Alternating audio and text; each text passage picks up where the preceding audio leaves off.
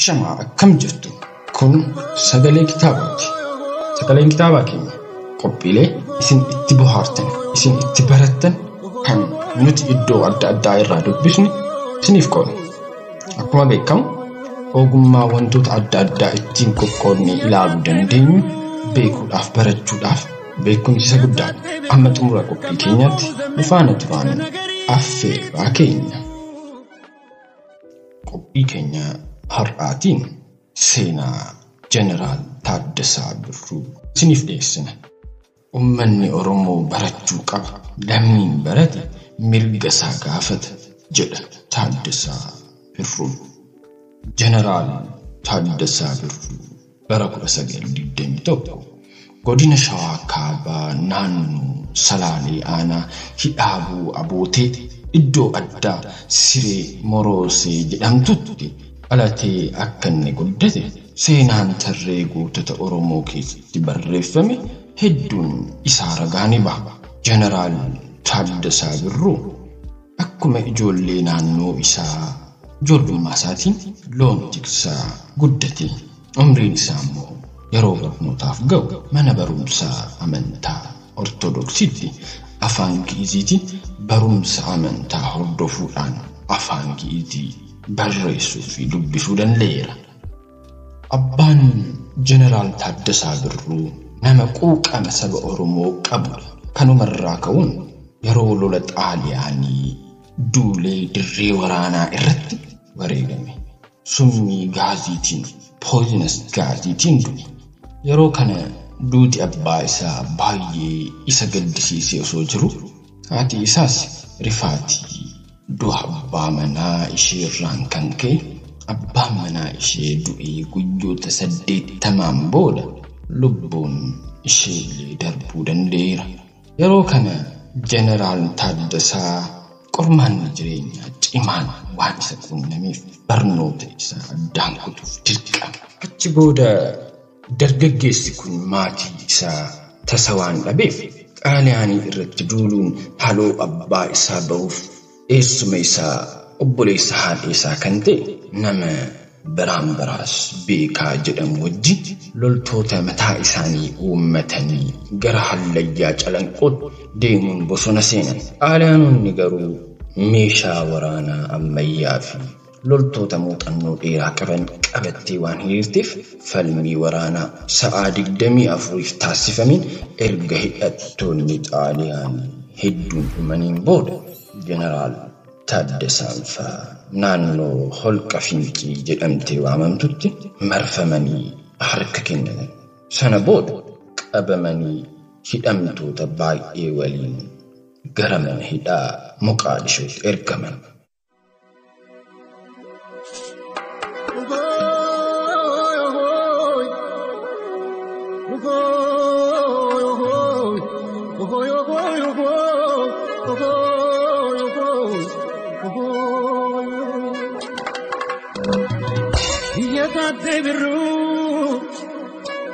Taaddasaa Birruu kamammoo muzammil kanagarii tullu. Manicha hidhaa kana keessattis Jeneraal Taaddasaa Birruu hidhaan umrii guutuu akka itti murteeffamuuf taasifamee ture. Haa ta'uyyuu malee yeroo dhuma Jeneraal Taaddasaa Birruu fi hidhamtoonni kan biroos mana hidhaa kana keessatti gidiramaa turani. Akka tasaa biyyi Somaalee gita bittaa Xaaliyaanii jalaa baatee kolonii Ingilizii jalatti waan deebiteef kun hidhamtoota kanaaf keessattuu Jeneraal Taaddasaa Birruutiif carraa gaarii uumuudhaan hidhaan umrii guutuu sun fashalaa'uu danda'e. Kanaan boodadha gootichi kun dandeettii cimaa qabaachuun isaa erga beekameen booda gara loltoota Ingiliziitti makamuu danda'e. Yeroo gabaabaa keessatti dandeettiin Jeneraal Taaddasaa hubatame. Loltoota sanneen keessaa gara raayyaa poolisii humna dafee qaqqabaatti jijjiirramee biyya isaatti deebi'ee iddoo itti gaafatamummaa adda addaa irratti gahumsaan hojjete. Wantoota yeroo sanitti ta'aa turan keessaa tokko waldaa walgargaarsa Oromooti. Waldeen kun waldaa walgargaarsa Maccaa fi Tuulamaa jedhama. Waldaan kun yeroof maqaa walgargaarsaatiin ejjennoo haa jalqabu malee yeroo booda dhaaba qabsoo Oromoo irratti xiyyeeffannoo isaa cimsachaa deeme. Waldaan walgargaarsa Maccaa fi Tuulamaa yeroo sanatti sanyii Oromoo ta'anii qondaaltota sirna mootummaa Haile Sillaasee keessatti iddoo garagaraa hojjetaniif gaaffii miseensummaa dhiyeessaniif keessaa Birgaadeer Jeneraal Taaddasaa Birruun nama tokko ture. Jalqaba irratti akkuma loltoota Ingilizii keessaa jijjiirramee dhufeen sirni mootummichaa dhugumaan uummata Oromoof waan dhaabbate itti fakkaate. Yoon miseensa waldaa kanaa ta'e ilaalchi wal qoqqoodaa sabaa uumamuu danda'a jechuudhaan shakkii akka dide seenaan isaan dubbata.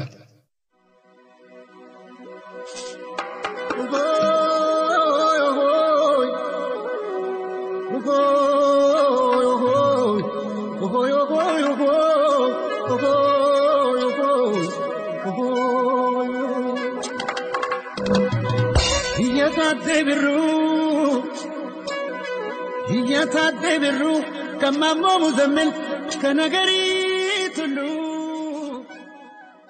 Haa ta'uyyuu malee kanuma gidduutti muummichi ministeeraa yeroo sanii kan turan Akiliiluu Habtawald namni jedhamu tokko galgala wayii Jeneraal Taaddasaa Birruu irbaataaf mana isaatti affeerees osoo taphachaa jiranii waan tokko akeekkachiise.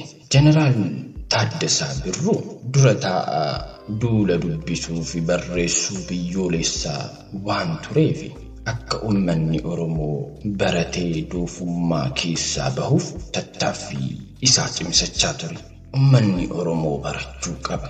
Lammiin baratee mirga isaa gaafata jechaas ture. Kun immoo gocha daran cimaa waan ta'eef muummichi kana sodaachisuun isaa itti hin hafne.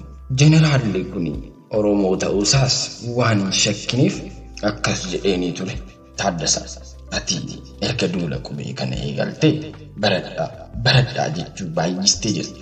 Baradhaa jechuun gaarii garuu eenyuun barsiisuu akka qabdu adda baastee beekuu qabda.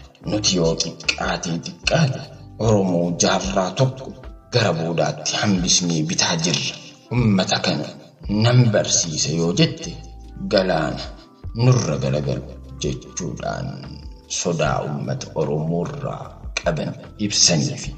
Kun immoo Jeneraal Taaddasaa Birruun xiiqiidhaan akka waldaa Maccaa fi Tuulamaatti dabalamuuf karaa bal'aa baneefi.